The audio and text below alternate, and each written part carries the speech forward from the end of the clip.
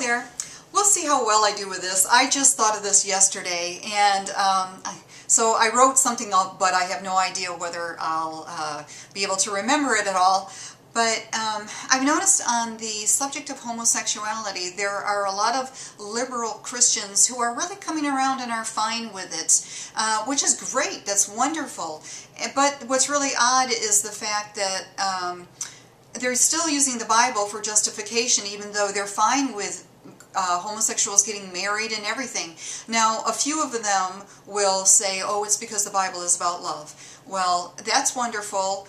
Of course, we know that there's a lot of other things besides love in the Bible, but that's one way. But what I think is funny is when they really try to specifically pin down some reasons, and they try to justify by they're actually changing what's so obvious in the Bible, because the Bible isn't something moral. I mean, what they're doing, they're really going with their own morals, and they're really going, you know, I'm fine with this.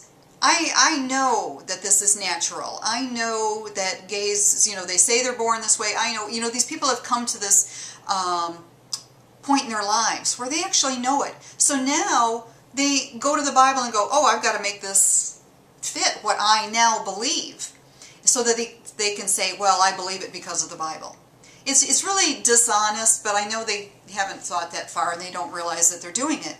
Well, let me show you some of the reasons, or I'll tell you some of the reasons, or I'll read them off if I...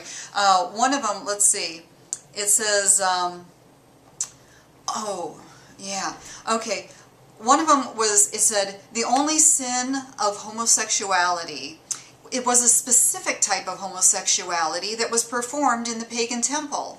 So they say that all homosexuality is fine, and they say, well, it's just, the Bible says it's just this specific type that was performed in the pagan temple. Now, they don't even tell you what type it is, and I have no idea, but I just think it's funny.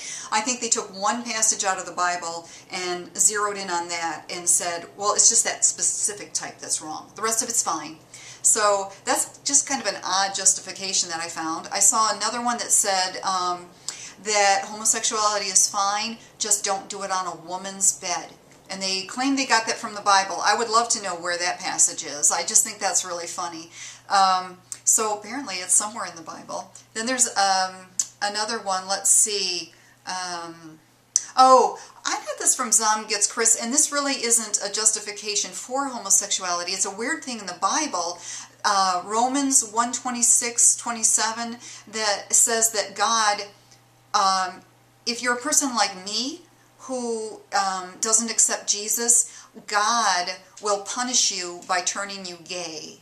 And so, you know, I should be lesbian then, according to that. And then what really gets me is to take it further and go, okay, first he punishes me, punishment, by making me lesbian, and then he punishes somebody over in Japan, let's say, for, you know, and sends a tsunami to Japan because I'm gay.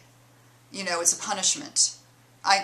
It doesn't make any sense. But anyway, that's just another weird thing.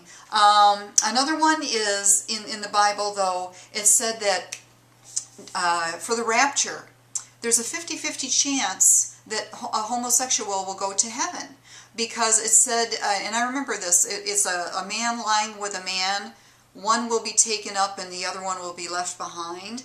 So that's actually better odds than for most Christians. So, I mean, that's a real justification for being homosexual. You have a better chance of becoming raptured.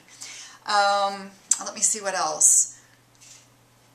Oh, one person said that gay marriage is good because otherwise they would be sinning outside of marriage.